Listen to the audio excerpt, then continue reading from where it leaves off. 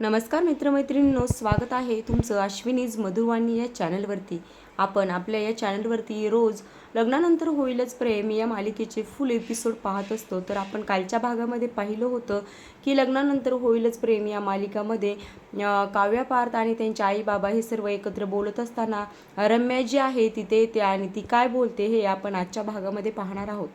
तर रम्या ही पार्थला म्हणते की पार्थ, तुझ्या प्रेमासाठी मी प्रयत्न केले, परंतु तुझं प्रेम काही मला मिळालं नाही आणि आता यातून परंतु मी तुझ्यावरचा जो विश्वास आहे तोही गमावलेला आहे.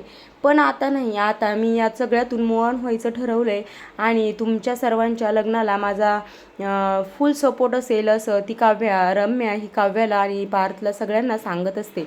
त्यावरती म्हणते की तुम्ही सगळेजणच माझ्याशी कोणच काहीच बरं बोलत नाही आहे. त्यावर ती नंदिनीच्या पाया पडते आणि म्हणते की प्लीज नंदिनी, तू सगळ्यांना समजावू शकतेस आणि प्लीज मला माफ कर, असं ती नंदिनीला म्हणते. यावर मालिनी म्हणते की आता बास झालं, सगळेजण शांत बसा आणि ती म्हणते की पोरींनो जाग, तुम्ही तुमच्या बॅगा पॅक करा. यावर पार्थचे बाबा जे आहेत ते म्हणतात की पोरींचं ह्या घरातून पाय निघणं आता शक्य नाही आहे असं म्हणतात. त्यावर नंदिनी म्हणते की चल ग काव्या, आपण बॅग भरायला घेऊयात, असं म्हणून त्या दोघीजणी निघून जातात.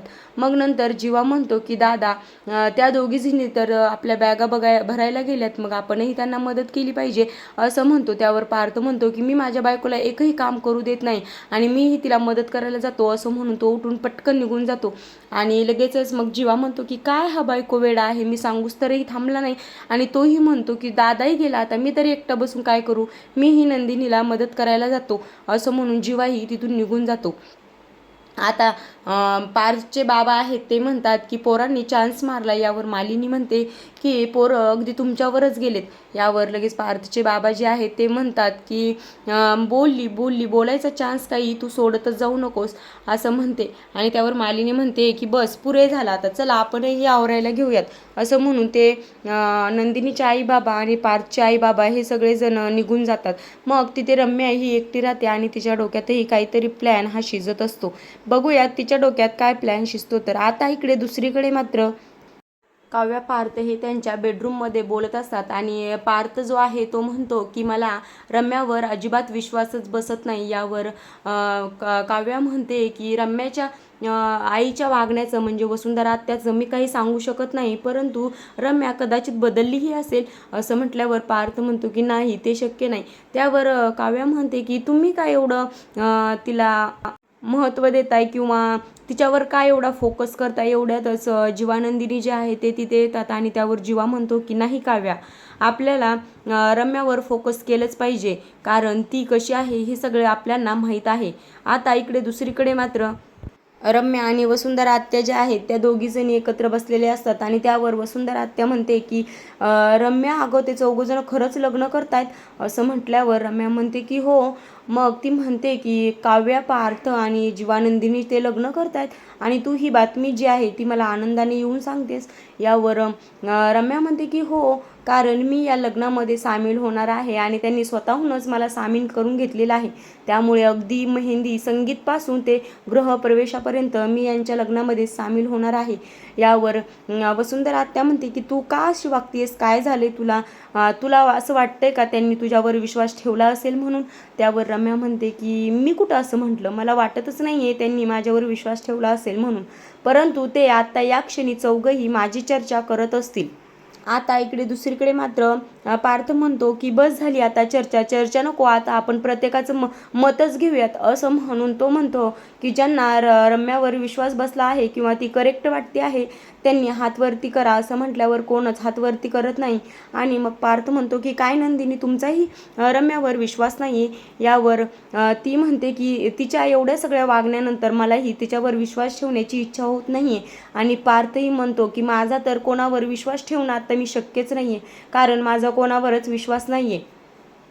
आता पार्थ म्हणतो की जेव्हा आपल्या चौघांच्या बाबतीत काहीतरी चांगलं घडतं त्यावेळेस आपल्याच आयुष्यात काहीतरी वाईटच घडतं, नेहमी घडत आले, असं म्हटल्यावर जीवा म्हणतो की दादा काय सतत निगेटिव्ह बोलतोय, अरे आता आपलं लग्न होणार आहे आणि आपण आता लग्नाचा विचार करायचा आहे, प्लीज मला लग्न हे चांगल्या एन्जॉय करू द्या, असं म्हटल्यावर काव्या म्हणते की एक्झॅक्टली आता तेच महत्त्वाचं आहे, आपण आपलं लग्न एन्जॉय केलंच पाहिजे. आणि तो म्हणतो की जीवा म्हणतो की नंदिनीला, नंदिनी आत्ताच तू कुठे आली आहेस आणि लगेच जाणार आहेस, प्लीज नको ना जाऊ. असं म्हटल्यावर मग नंदिनी देखील म्हणते की मलाही तुमच्याशिवाय तिकडे करमणारच नाही आहे. असं म्हटल्यावर पार्थही म्हणतो की मी काव्या, तुम्ही इथून निघून गेल्यावर मी आपल्या बेडरूममध्ये राहणं शक्यच नाही. आणि काव्या देखील म्हणते की मलाही तुमच्याशिवाय तिकडे करमणारच नाही आहे. आणि आता काव्या म्हणते की देशमुख हो पल भर की जुदाई आहे फिर लोट आना है. असं म्हटल्यावर सगळे हसायला लागतात आणि ती म्हणते हो की नाही ग ताई, असं म्हणून ती ताईला घट्ट मिठी मारते. आणि जीवा हा तोंड पाडून बसलेला असतो. मग लगेच पार्थ म्हणतो की ये तुलाही मिठी मारतो आणि पार्थ जीवाला जवळ घेतो. आणि मग लगेच काव्या म्हणते की चला बस झाला आता, उचला आपल्या आपल्या बॅगा. असं म्हणून जीवा हा नंदिनीची बॅग उचलतो आणि पार्थ हा काव्याची बॅग उचलतो आणि ते रूममधून बाहेर जातात.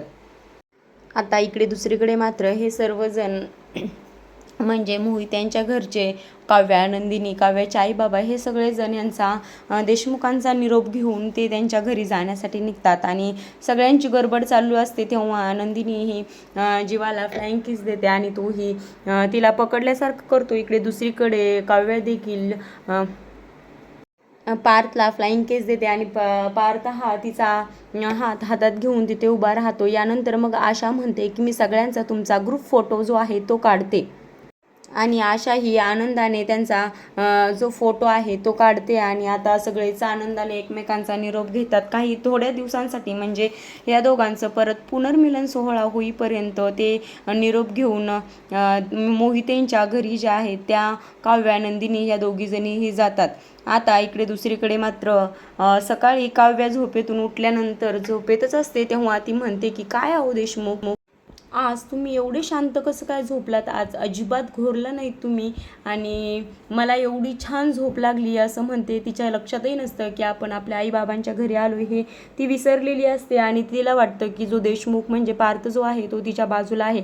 असं बोलत असताना नंदिनी जी आहे ती सर्व तिचं बोलणं ऐकते आणि तिला जोरात टॉवेलने मारते. आणि त्यावेळेस ती उठून बघते तर काय नंदिनी समोर असते आणि तिने मास्क जो आहे तो चेहऱ्याला लावलेला असते. त्यामुळे ती जोरात आई भूत भूत असं म्हणून ती जोरात ओरडते. आणि त्यावेळेस नंदिनी म्हणते गप ग, हे बघ मीच आहे. आणि तिच्या हातात आरसा देते आणि ती स्वतःच्या चेहऱ्यावरचा मास्क आहे तो काढते. मग त्यावेळेस ती म्हणते चला आवरा, आता आपल्याला मुलांना बघायचा कार्यक्रम करायचा आहे. यावर काव्या जी आहे ती थोडी लाजते आणि ती म्हणते वा खूपच लाजणं चाललंय आणि तू मनाने जरी शरीराने जरी मोहितेंच्या घरी आली असशील तरीही कोणीतरी अजून देशमुखांच्या घरातच अडकलं आहे. यावर काव्या म्हणते की काय अगं ताई, तू ना माझ्याजवळ झोपत जाऊ नको, तुला सगळे माझ्या मनातली सिक्रेट्स जी आहेत ती कळतात. यावर नंदिनी म्हणते की मला तुझे सिक्रेट्स पहिल्यापासून सगळे माहीत आहेत. असं म्हटल्यावर ती म्हणते आणि माझ्याशी चेष्टा करतीस आणि तुझं काय, तुला तर मुलाला बघायला जायचंय म्हणून मास्क वगैरे लावून अतिशय ग्लो करायला लागलीस की, असं म्हणते. आणि ती म्हणते गप ग, तू ही माझी थट्टा करू नकोस. यावेळेस काव्या शांत होते आणि ती समोर बघते तर तिला तिथे परफ्यूम दिसतो आणि तिला माहीत असतो की जीवाचा आवडता जो हा परफ्यूम आहे तो जीवाचा आवडता आहे. असं बघते आणि ती म्हणते की काय ग ताई, तू मला एवढं बोलतेस आणि तुझं बघ काय चाललंय, तू चक्क जीवाचा आवडता परफ्यूम आणून ठेवलायस कोणीतरी मुलाला बघायला जाण्यासाठी. अगोदर त्याचा आवडता परफ्यूम जो आहे तो मारून जाणार आहे, म्हणजे तू आत्तापासूनच परफ्यूमही मारून ठेवली आहेस. असं म्हटल्यावर ती काव्याला म्हणते की तू ही खूप खुश आहेस, तुला ही मुलाला बघण्याचा कार्यक्रम करण्याआधीच मुलगा पसंत आहे असं वाटतंय. असं ही दोघींची थट्टा मस्करी चालू असते आणि जोरजोरात हसणं देखील चालू असतं. आता इकडे दुसरीकडे मात्र सकाळी पार्थ जो आहे तो पेपर वाचत बसलेला असतो आणि तेवढ्यात मालिनी तिथे चहा घेऊन येते आणि म्हणते घे पार्थ चहा घे असं म्हणते. आणि त्यावरती विचारते की मग पार्थ कसं वाटतंय. यावर पार्थ लाजून जो पेपर आहे तो तोंडावर घेतो. त्यावेळेस ती म्हणते की अगं बाई किती लाजतोय, पण सांग ना प्लीज सांग ना कसं वाटतंय तुला. यावेळेस तो म्हणतो नाही, ती म्हणते सांग ना, मला माहिती आहे सर्व पण तरीही मला तुझ्या तोंडून ऐकायचं आहे. यावर तो म्हणतो की आई कसं काय गं तुला सगळं मनातलं कळतं. ती म्हणते मला मनातलंही कळतं आणि तोंडावरचंही कळतं, परंतु मला तुझ्या तोंडून ऐकायचं आहे, सांग ना. असं म्हटल्यावर मग तो म्हणतो बरं ठीक आहे. रात्रभर ह्या कुशीवरून त्या कुशीवर, त्या कुशीवरून त्या कुशीवर चाललं होतं, परंतु आता अगदी मन अधीर झाले की काव्या कधी येतील आणि मी त्यांना कधी पाहतोय असं झाले. त्यावर ती म्हणते की हां निघाली ती येतीलच आता असं म्हणते. आणि तेवढ्यात ती आशाला आवाज देते आणि म्हणते आशा कांदे चिरायला घे गं. यावर पार्थ म्हणतो की काय प्रत्येक वेळेस तेच तेच तेच, कोणी ठरवलंय बघायचा कार्यक्रम असाल की कांदे पोहेच करायचे म्हणून? मी आणि जीवानी काहीतरी वेगळं ठरवले असं म्हटल्यावर मालिनी म्हणते की जीवा कुठे? यावर तो लगेच पार्थ म्हणतो की बघ आला तुझा मुलगा जो आहे तो घाम गाळत आला बघतो. असं म्हणल्यावर तो जीवा आहे तो जिम करून आलेला असतो आणि तो येऊन बसतो. तोपर्यंत लगेच मालिनी म्हणते की घे चहा. चहा घेतल्यानंतर तो अर्धा चहा बशीमध्ये ओततो आणि म्हणतो नंदिनी म्हणून आवाज देतो आणि तो नंदिनीला देतो, परंतु नंदिनी तिथे नसतेच. तेवढ्यात त्याचे बाबा जे आहेत ते तिथे येतात आणि त्याच्या हातातली बशी आहे ती काढून घेतात आणि आवाज करत स्वतः तो चहा पितात. मग तो म्हणतो हे हुई बात असं म्हणतो आणि पाहतो तर काय, तर बाबा असतात आणि तो जोरात ओरडतो, म्हणतो बाबा असं म्हणून ओरडतो.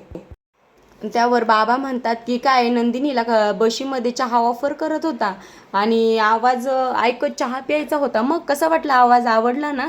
आला ना बरोबर आवाज? असं म्हटल्यावर सगळे जोरात हसायला लागतात. आणि त्यावर मालिनी म्हणते की बरं चला आवरा आता पटकन, ते मोहित्यांच्या घरून निघालेत सगळेजण. असं म्हटल्यावर बाबा म्हणतो की मी तुम्हाला एक गोष्ट सांगतो आणि जे सांगायला जातात तेवढ्यात पार्थ म्हणतो की नाही मला एक महत्त्वाचा कॉल आला आहे. आणि इकडे जीवाही तसंच म्हणतो की मलाही एक इम्पॉर्टंट कॉल करायचा आहे. यावर बाबा म्हणतात की तुम्हा दोघांनाही जिथे महत्त्वाचा इम्पॉर्टंट कॉल येणार आहे किंवा करायचा आहे ते कोणत्याही क्षणी आपल्या इथे पोहोचतील, उठा आता जा पटकन आवरा. असं म्हटल्यानंतर हे दोघेही घाईघाईने रूममध्ये आपल्या रूममध्ये आवरायला जातात. आणि इकडे मालिनी म्हणते की या बाबतीत हे मुलं अगदी तुमच्यावर गेलेत. यावर तो पार्थचे बाबा म्हणतात की म्हणजे? असं म्हटल्यावर मालिनी म्हणते की हे पोरं अगदी झोपीतही स्वतःचं लग्न लावून घेतील. असं म्हटल्यावर ते दोघेही हसतात. आणि मालिनी जी आहे ती नंतर किचनमध्ये जाते, तर किचनमध्ये इकडे आशा आणि रम्या ज्या आहेत त्या काहीतरी करत असतात. तेव्हा आशाला मालिनी सांगते की आवरून घे पटकन आणि इकडे ती जाता जाता ती म्हणते की रम्या तू काय करतेस ग इथे? त्यावेळेस रम्या म्हणते की मी कोकम सरबत बनवते आणि त्यावेळेस मालिनी म्हणते की हो का तू बनवतेस? त्यावेळेस रम्या म्हणते की हो आज खूप महत्त्वाचे जे गेस्ट आहेत ते येणार आहेत आणि त्यांना आल्यानंतर लगेच थंड थंड कोकम सरबत प्यायला देईल असं म्हणते आणि ती कोकम सरबत बनवायला घेते. परंतु आशा म्हणते की काहीही झालं तर रम्यावर नजर ठेवायला पाहिजे आणि ती रम्यावर नजर ठेवून उभी राहते. तेवढ्यात ती जोरजोरात वरडते की वहिनी वहिनी मोहित्यांच्या घरचे पाहुणे आले, मुली आले असं ती सांगते. आणि तेवढ्यात दरवाजातून काव्याचे आई बाबा आणि नंदिनी आणि काव्या अतिशय सुंदर अशा सजून त्या दोघी आलेल्या असतात. आणि हे देशमुखांच्या घरचे जे आहे सर्वजण त्यांना पाहून अगदी चकितच होतात आणि खूप मालिनी जी आहे ती खूप सुनांचं कौतुक करायला लागते. त्या दोघींना जवळही घेते. त्यावर काव्या म्हणते की या दोन सुनांपेक्षाही देशमुखांची मनू खूपच सुंदर दिसायला लागली. यावर बाबा म्हणतात की हां सगळं तिचंच कौतुक करा, मला कोणी काहीच बोलू नका. मग त्यावेळेस नंदिनी लगेच म्हणते असं कसं बाबा, या मनूचा विकीही खूप हँडसम दिसायला लागला. असं म्हटल्यावर सगळे जोरजोरात हसतात आणि हे सगळेजण सोफ्यावर जाऊन बसतात. आता इथे बसल्यानंतर मात्र काव्या आणि नंदिनीच्या ज्या नजरा आहेत त्या फक्त पार्थ आणि जीवाला शोधत असतात. त्यावेळेस हे सगळेजण त्यांच्याकडे अगदी टक लावून बघतात आणि मग हे दोघींना समजून येतं की हे सगळेजण आपल्याकडे बघतायत. म्हटल्यावर हे सगळेजण जोरजोरात हसायला लागतात. यावर मग पार्थचे बाबा जे आहे ते म्हणतात की मनू बास झाला आता, पोरींच्या नजरा अगदी दमल्या पोरांना शोधून शोधून, बोलव बरं त्यांना. यावर वसुंधरा लगेच म्हणते दादा तू एक शिट्टी वाजव, तुझ्या एका शिट्टीमध्ये पोरं अगदी पळतच बाहेर येतील. असं म्हटल्यावर तो म्हणतो ठीक आहे. म्हटल्यानंतर मालिनी लगेच आवाज देते आणि बाबाही आवाज देतात. त्यावेळेस जीवा आणि पार्थ जे आहे ते दोघे जण अगदी मुलींसारखं, बघण्याचा कार्यक्रम आहे म्हटल्यानंतर मुलींसारखं ते हळूहळू बाहेर येतात. आणि ह्या दोघी जणी आहेत त्या अतिशय स्टायलिशमध्ये बसतात किंवा जो युगो आहे ते त्यांच्यावर दाखवायला लागतात. आता बघूयात आपण पुढच्या एपिसोडमध्ये की रम्या जी आहे ती त्यांना कोकम सरबत आणून देते आणि आशा म्हणते की त्यामध्ये विष मिसळले. असं म्हटल्यानंतर हे सगळेजण ते कोकम सरबत पितात का, किंवा रम्याच्या खिशामध्ये ती विषाची बॉटल सापडते का, हे आपण पुढच्या एपिसोडमध्ये पाहणार आहोत. आजचा एपिसोड तुम्हाला कसे वाटला हे नक्की सांगा आणि आजचा व्हिडिओ आवडला असेल तर लाईक करा आणि लग्नानंतर होईलच प्रेम ही मालिका तुम्हाला बघायला आवडत असेल तर आपल्या चॅनलला नक्की सबस्क्राईब करा. भेटूयात पुढच्या व्हिडिओमध्ये. तोपर्यंत धन्यवाद.